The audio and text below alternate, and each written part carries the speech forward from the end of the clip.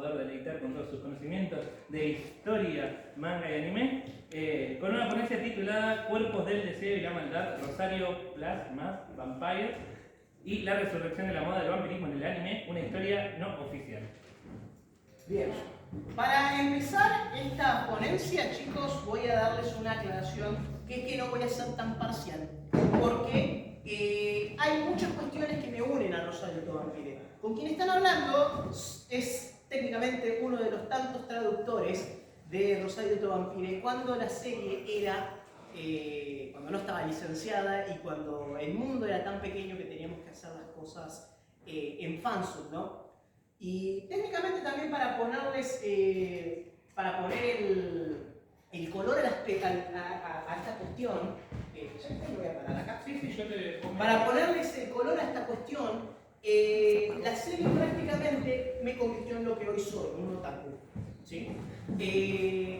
Lo que pasé y lo que viví y lo que terminé sintiendo con esta serie terminó vinculándome muy fuerte con el mundo del manga y del anime, y sobre todo me terminó vinculando muy fuerte con todo lo que es la cultura del moe, ¿sí? Porque no voy a esconderme, la señorita de pelo azul es mi primer waifu de toda mi vida, ¿sí?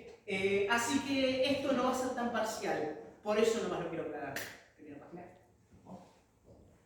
Bien, vamos a hablar un poco de qué es lo que entendemos por vampirismo en Japón, ¿sí? Primero que nada vamos a hacer una aclaración. No lo traje hoy acá porque lo quería traer, pero en las apuradas de casa me lo olvidé. Que si nos basamos en el bestiario de Toriyama Sekian, el famoso Hyaka Monogatari, no encontramos la palabra Kyuketsu, o sea, no encontramos vampiros. Sí encontramos una serie de alrededor de 108 monstruos conocidos por el folclore japonés, pero ninguno es un vampiro.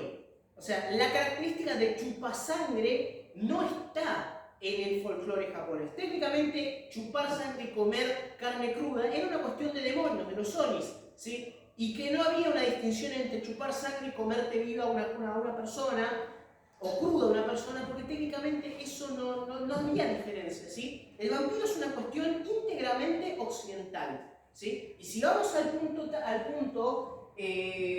vamos a empezar a hablar puntualmente de que el manga y el anime es una cultura híbrida, ¿sí? ¿A qué se refiere con otredad? Y de hecho esta frase otredad animada se lo saqué a Susan Napier, que es lo que plantea es la idea de que nosotros como occidentales al enfrentarnos al anime nos vamos a encontrar con que puntualmente nos van a encontrar a chocar un montón de cosas, ¿sí? Pero esas cosas que nos chocan también nos vinculan, ¿sí? Porque se trata de una hibridación. Desde el punto de vista, desde que se creó Astro Boy, que es el primer anime, constantemente vamos a encontrar puntos o puentes entre Oriente y Occidente, ¿sí? Pero no deja de ser una otredad, no deja de ser algo que nos parece lejano y que nos parece totalmente alejado, ¿sí? A partir de la derrota japonesa de la Segunda Guerra Mundial, cuando le hunden el imperio, etcétera, etcétera, Occidente empieza a descargar una cantidad increíble de material cultural a Japón, puntualmente desde Estados Unidos. Recordemos que Japón estuvo en una suerte de colonato norteamericano desde el 45 hasta el 52, y durante ese periodo, ¿sí?, Estados Unidos se dedicó puntualmente a, entre comillas, ¿cómo puedo decirlo?, promocionar la cultura occidental. Y entre las promociones culturales se encontraban los clásicos de cine vampírico de la década del 30, es decir, todas las películas de Bela Lugosi, todas las cuestiones de Nosferatu, la interpretación de Drácula y los libros de Bram Stoker, ¿sí? Acá va a aparecer algo muy particular, que lo vamos a ver, que está acá justamente, el tema del imaginario gótico, porque a los japoneses lo que les empieza a traer de ese relato vampírico es puntualmente la estética gótica, porque es una interpretación de que los japoneses hacen de la antigüedad europea, ¿sí? Y todas estas, por decir de manera, todos estos íconos que aparecen dentro de la cultura vampírica, qué sé yo, el ajo, las cruces, la arquitectura oscura, ¿sí?, el tema de la elegancia, el acento extraño, ¿sí?, todas estas cosas terminan conformando una suerte de acervo que los japoneses terminan apropiándose y empezando a tomar por sí mismos. Acá en este recuadro lo que van a encontrar es la primera película de reinterpretación de Drácula que hacen los japoneses, que es Onna Kiketsu, es decir, Mujer Vampiro. ¿Sí? Y lo que pueden ver justamente acá es que hay muchísimo plagado de símbolos occidentales. El traje, la forma en que se sienta la mujer, el hecho de que haya un actor occidental incluso. ¿Sí? Esto fue una película de 1959, ¿sí? Y acá vamos a empezar a partir de la idea de que hay una especie de, entre comillas, enamoramiento de la estética gótica que tienen las películas correspondientes. Pero también hay que hablar un poco de lo que es el anime. Y para entender un poquito la postura en la que voy a abrevar, ¿sí? Hay que entender tres cuestiones. La primera es la idea de cultura de base de datos, ¿sí? Acá todos miramos anime. ¿Todos miramos anime? Bueno, si yo les digo la palabra tsundere, en su cabeza ya saben lo que es. ¿Se entiende? Bueno, precisamente esta única palabra categoría que acabo de utilizar es justamente la demostración de que la cultura de otaku es una cultura de base de datos, ¿sí? Esta cultura de base de datos, como bien explica Hiroki Azuma, proviene de alguna manera de la práctica de los otakus de constantemente tener que encasillar personajes para no olvidarse y formar una suerte de base de datos de esos personajes. Esas bases de datos con esos elementos son íntegramente fetichistas, ¿no? Desde personajes con dos coletas hasta personajes con un pelo que se les cae acá, que se llama aoge. Sí, iba a decir la otra palabra que es terrible, la que termina con o, aoge, ¿no? O el tamaño de la pollera, o el tamaño de las medias, etcétera, etcétera. Tiene que ver todo con un montón de fetiches visuales que forman parte de esa base de datos que en nuestra cabeza opera para identificar personajes, ¿sí? Si nosotros vemos, como público de anime, un personaje femenino con dos coletas y de cuerpo muy chiquito, inmediatamente nuestra cabeza va a decir es tsundere. Porque básicamente el estereotipo de la tsundere siempre es así, ¿sí?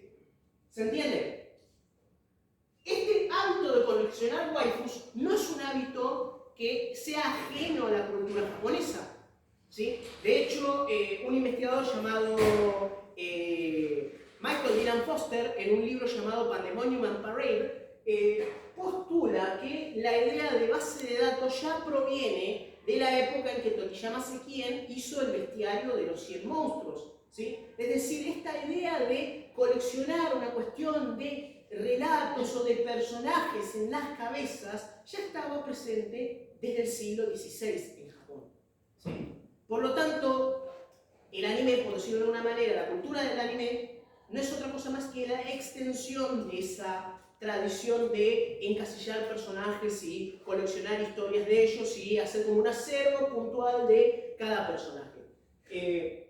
Yo no traje acá el libro porque en este punto me quería parar, pero si ustedes revisan la entrada de Yuki Onna en ese libro, van a encontrar que tiene un montón de definiciones y un montón de locaciones en donde supuestamente aparecen las mujeres de hielo, ¿sí? Eso también forma parte de esa cultura de base de datos. Si bien rudimentaria en la época de Toriyama Sekien, que es más o menos a mitad de la época Tokugawa, en la época de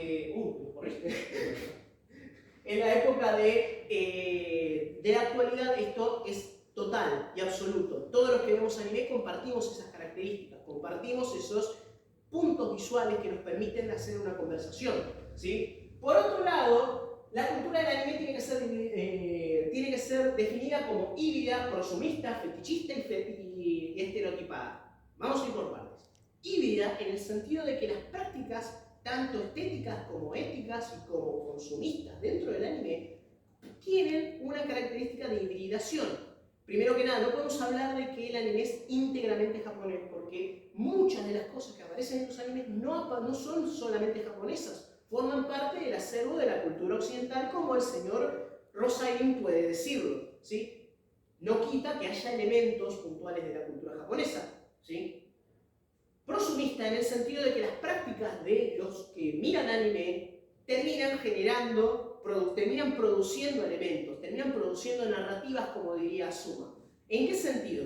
El anime lo tenemos como una pequeña narrativa y dentro de esa pequeña narrativa hay más personajes que se dividen a su vez en distintas situaciones. Un otaku puede agarrar a un personaje de esos y crear una historia paralela, lo que nosotros llamamos doujin, y que por lo general tienen resultados sexuales. ¿Sí? Por último, fetichista justamente tiene que ver con esta idea de que nosotros tenemos encasillados personajes, ¿sí? Que podemos encasillar, podemos imaginar mediante conceptos, mediante artwork, la personalidad de algún personaje, en particular las mujeres, ¿sí? Y por último, estereotipada, porque precisamente la idea es que el público consume y hace foco en los estereotipos que a ellos les gustan, ¿sí? Para darles un ejemplo, hace no mucho surgió la idea de, por ejemplo, los fans de una serie llamada Rie Kugumiya. ¿Alguna tiene la idea de quién es Rie Kugumiya? Si yo les digo Taiga de Toradora, si yo les digo Luis de Zero no Tsukaima, ¿sí? Si yo les digo todos personajes sunderes, todos lolis sunderes hace esa mujer, ¿sí? Todos personajes lolis y todos personajes sunderes, ¿sí? Entonces, directamente, ahí tenés una vinculación estereotipada tremenda en una actriz de voz. La actriz de voz solamente hace, o por lo menos durante mucho tiempo solamente hizo, personajes iguales. Obviamente Rie Kugumiya rompió esta regla cuando se metió a Gintama e hizo a Kagura, que tal vez es uno de los personajes más complejos para analizar a nivel femenino, pero por lo general a Rie Kugumiya la tenemos como, bueno, es otra tsundere de Rie Kugumiya, otra tsundere de Rie Kugumiya, ¿sí? Y acá viene lo que me importa a mí, ¿sí? Todos estos estereotipos, todas estas prácticas de los otakus, todos estos fetiches forman parte de una narrativa llamada el moe. El moe es, dependiendo de cómo lo definan, un canal de comunicación, o es una forma de consumo, o es una práctica de consumo, o es un lenguaje, ¿sí? Yo prefiero llamarlo como Azuma lo llama, un lenguaje. ¿Por qué? Porque es el lenguaje que vincula al otaku del mundo real con el personaje del mundo imaginado, ¿sí? Por lo tanto, si bien me podría extender un poquito sobre Azuma y el otro que no me acuerdo es Saito, ¿sí? Con el tema de la sexualidad otaku, voy a hacerlo un poco más corto y decir que Azuma lo que encuentra es que la vinculación entre nosotros con los personajes de anime proviene justamente de los sentimientos que nos causa ese estereotipo prístino que es el moe. Pueden imaginarlo incluso como el concepto de, como es de Weber, no me acuerdo en este momento. ¿Coerción? ¿Qué? ¿La coerción? Weber. Ah, no. Para que me acuerde. Justo estoy dando sociología yo, chicos. ¿Cómo es? Tipo ideal. ¿Sí? Pueden imaginarlo como si fuera un tipo ideal. Entonces el moe actúa como una fuerte prístina de algo que nosotros deseamos, de algo que nos parece atractivo y que nos apela a nosotros. Por eso es un lenguaje. ¿Listo? Bien. Ahora vamos a hablar un poquito de la historia del vampirismo dentro del anime, dentro de Japón, ¿sí? Ya hablamos de que el cine hollywoodense aportó a Japón todo este imaginario gótico que le permitió crear y entender y meterse dentro de lo que es la cultura vampírica, ¿no? ¿Sí? Hay un montón de películas que salieron en imitación a Drácula. Hay un montón. Solamente puse una Kyuketsu porque fue la primera en tomarlo, pero hay un montón, ¿sí? Acá hay otra cosa más que hay que entender y es que los japoneses ya tenían algún concepto, pero no en la cultura japonesa, sino más bien en los escritos chinos de lo que son los vampiros chinos o los zombies chinos, que son los... ¿dónde lo dejé? que son los Xianxi. Xianxi chino. Los Xianxi, ¿sí? Como chavo. Sí, como chavos. Los Xianxi son unos seres que con un talismán en la cabeza pueden mantenerse vivos, pero están muertos y tienen que alimentarse de sangre, ¿sí? Dependiendo de cómo lo interpreten, pueden ser vampiros o pueden ser zombies, ¿sí? En Rosario de Vampiri también hay uno, así. Acá comienzan a aparecer las películas, ¿no? Onna Kyuketsu en el 59, Vampire Doll, y hay muchas similitudes entre, sobre todo en Vampire Doll, con decían chichino, porque es una mujer que muere y luego le ponen un talismán y revive, ¿sí? Tezuka también se enamoró del concepto de vampirismo, hizo una serie llamada The Vampires, donde básicamente parodiaba su situación laboral, porque él está como personaje y tiene que cuidar a un vampiro que se quiere adueñar del mundo y que lo tiene que reeducar, y todo esto tiene que hacerlo en un contexto donde constantemente lo están apurando para que entregue los mangas, ¿sí? Y luego hay una serie llamada Poi no Ichisoku, el clan de Pou, ¿sí? Que es el primer manga de vampiros, y ojo de piojo, también es la fuente en donde sale esa cosa que muchos de acá deben ver, que es yaoi, ¿sí? Porque puntualmente en Poi no Ichisoku ocurre algo que permite que uno de los protagonistas, que es vampiro, le salve la vida al muchacho, que es humano, y que empieza con un beso y termina con otras cosas. Termina con chupadas de algo, de sangre. Siguiente. Bien, ahora vamos a hablar de el desembarco de la imaginación japonesa, ¿sí? Tenemos acá a Di, Vampire Hunter, si alguno de ustedes no lo vio, mírenla, ¿sí? Es un punto de quiebre, primero que nada porque aparece el estereotipo central del vampiro en el anime, que es Di. ¿Por qué? Di es un mitad humano y mitad vampiro, ¿sí? Para ellos son vampiros, ¿sí? Nosotros hoy lo llamaríamos Daywalker, o hay un montón de connotaciones para el medio vampiro, ¿no? Pero la cuestión es que es un vampiro justiciero. En un mundo postapocalíptico, les recuerdo, los 80, Japón pensaba que se iba a ir todo al demonio, que la Unión Soviética iba a apretar el botón rojo y íbamos a morir todos. En un contexto de catástrofe mundial, donde los humanos terminan prácticamente desapareciendo en favor de los vampiros, él se dedica a cazar vampiros, ¿sí? Esto es una cuestión puntual que aparece en los 80 y que Di es el que termina inspirando al Richter de Castlevania, ¿sí? Castlevania no hay que despreciarlo porque el efecto que tiene esta serie de videojuegos dentro de la cultura popular japonesa es enorme, ¿sí? La mayoría de los vampiros del anime hacen alguna referencia al Castlevania, pero porque es como una piedra de toque que tienen ellos. El vampiro más importante es el Drácula que aparece en Castlevania, y el cazador casi siempre suele ser un Richter, ¿sí? Una persona que viene de la nada porque tiene unas ganas de justicia enorme para enfrentarse a un poder que no termina de entender del todo, ¿sí? Bien, y acá aparece, bueno, Dio en JoJo Bizarre Adventure, donde también se repite la idea del vampiro como la cristalización del mal absoluto, ¿sí? Dio rechaza su propia humanidad para convertirse en algo, en una bestia sedienta de sangre que quiere hacer lo que todo humano quiere hacer, que es dominar el mundo, ¿sí? Este arquetipo de la maldad no es otra cosa más que la repetición de los Drácula de Castlevania, ¿sí? Hay una vinculación muy fuerte, incluso en la serie se puede ver que el enfrentamiento contra Dio es el enfrentamiento en un castillo, ¿sí? Al estilo Castlevania, ¿sí? Con un protagonista como es el primer Jojo, Jonathan, que también tiene muchas similitudes con Richter, ¿sí? Después está Vampiro Mio, que acá esta es la primera serie de vampiros con una cantidad tremenda de gore, pero además está muy mezclado con el folclore japonés, porque Miyu tiene que combatir a monstruos japoneses, ¿sí? Entonces ya hay ahí una convivencia entre Occidente y Occidente, lo que estábamos hablando de la hibridación. Y por último, ¿sí? Vamos a hablar un poquito del estereotipo. Se deja de ser el vampiro que está sentado, elegante, planeando la muerte de todos desde un castillo, ¿sí? A ser un vampiro que básicamente lo destruye todo y quiere convertir a la humanidad en su ganado. Vamos a apurarnos un poquito.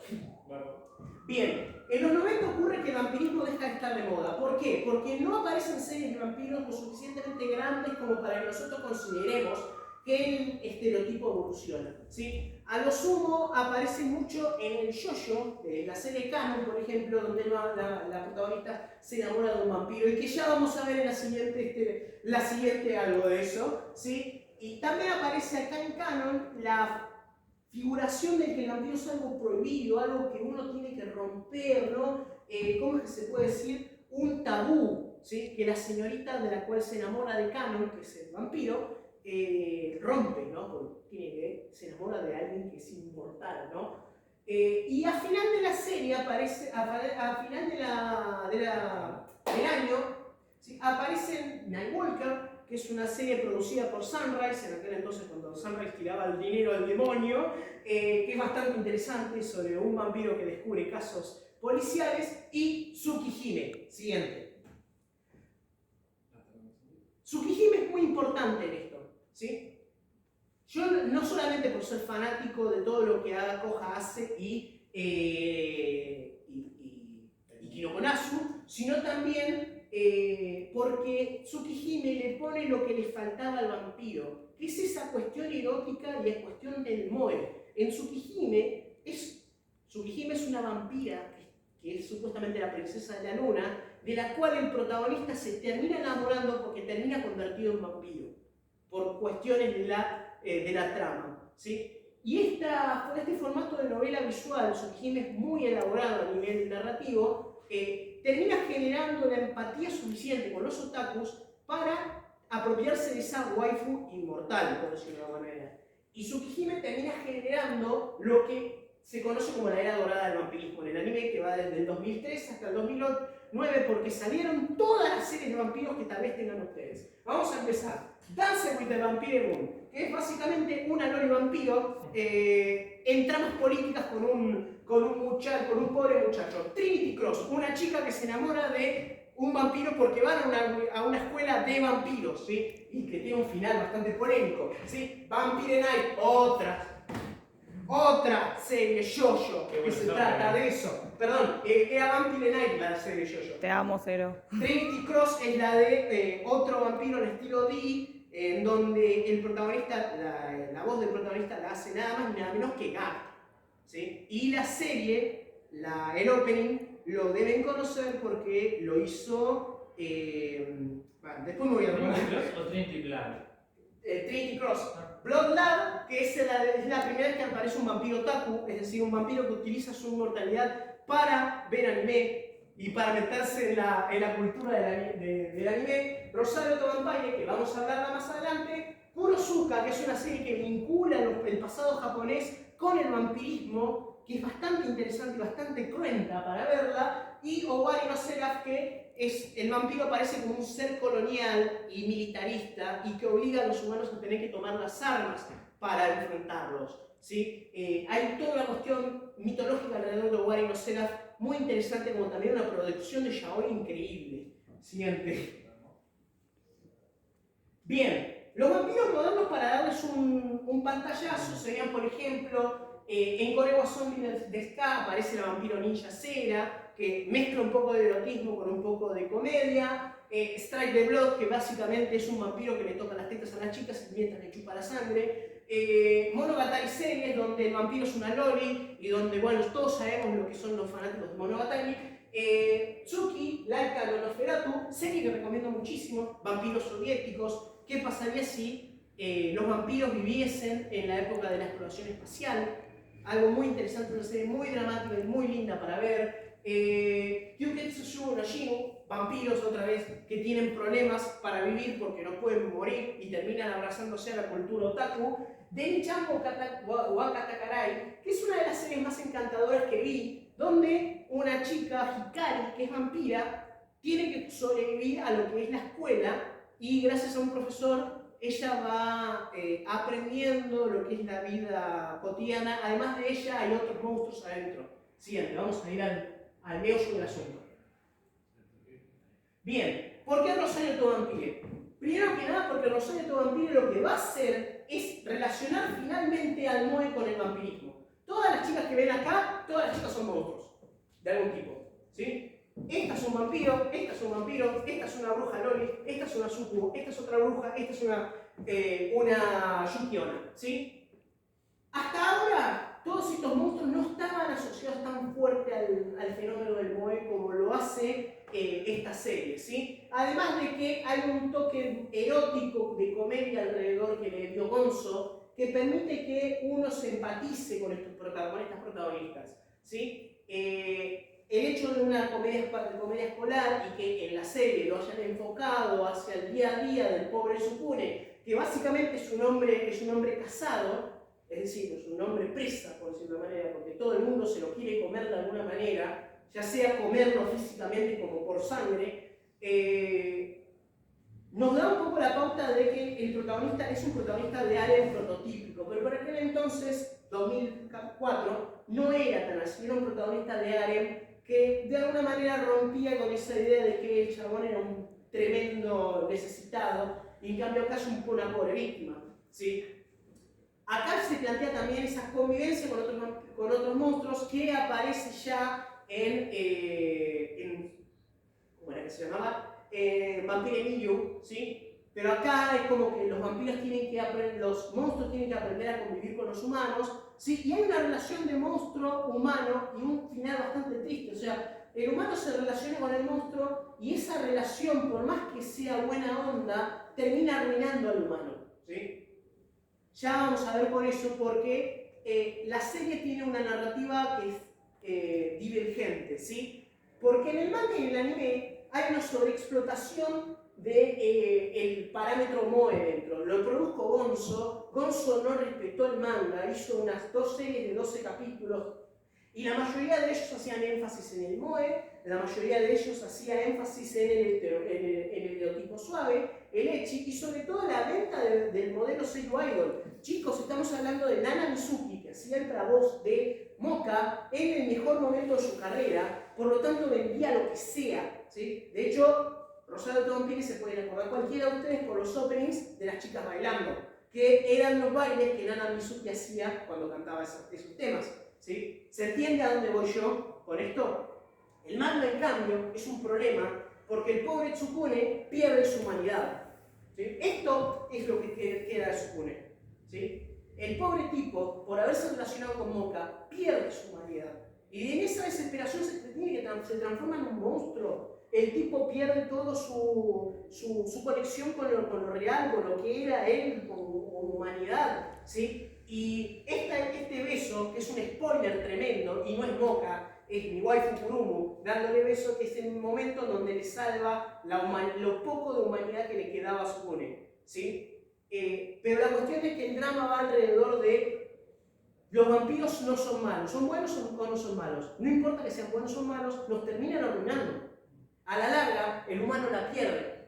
Y la prueba cabal es el pobre Tsukune que va perdiendo toda su humanidad hasta que su amiga lo salva, ¿no? Y este drama es también una cuestión moral, porque todos los protagonistas en algún punto empiezan a cuestionarse de si está bien seguir presionando a Tsukune, ¿sí? Eso es lo más importante alrededor de todo esto, ¿sí?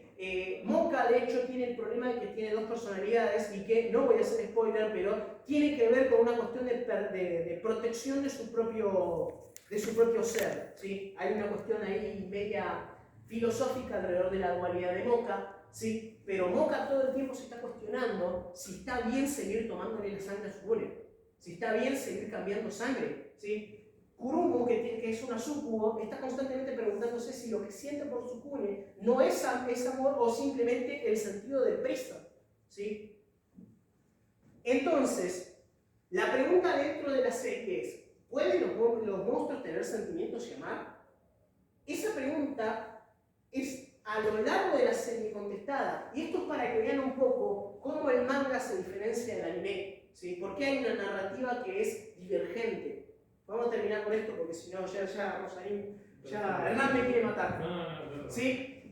Las conclusiones son estas, ¿sí? Primero que nada, Rosario de Vampire logra crear el estereotipo de vampira moe, ¿sí? Y termina asociando el vampirismo a cuestiones estéticas, ¿no? Los ojos rojos, el pelo blanco, el tema del rosario, porque tiene un limitador Moka que cuando se lo quita se transforma en esta, ¿sí? Esas cuestiones de guardar su humanidad, pero también tratar de conservar lo que le quede, conservar su parte monstruo, o qué es lo que es. También el establecimiento de nuevos estereotipos y modelos infantiles, juveniles. Esto yo lo expuse en Mar del Plata hace un par de años, en donde hablaba un poco de cómo la Yukiona, sobre todo, Misore, termina generando un estereotipo de mujer, ¿sí? Un estereotipo de mujer callada, pero que a la vez buscaba constantemente a su hombre, su forma de vestir también influyó muchísimo en la cultura juvenil, ¿sí? Porque hoy por hoy uno ve la foto de Misore y termina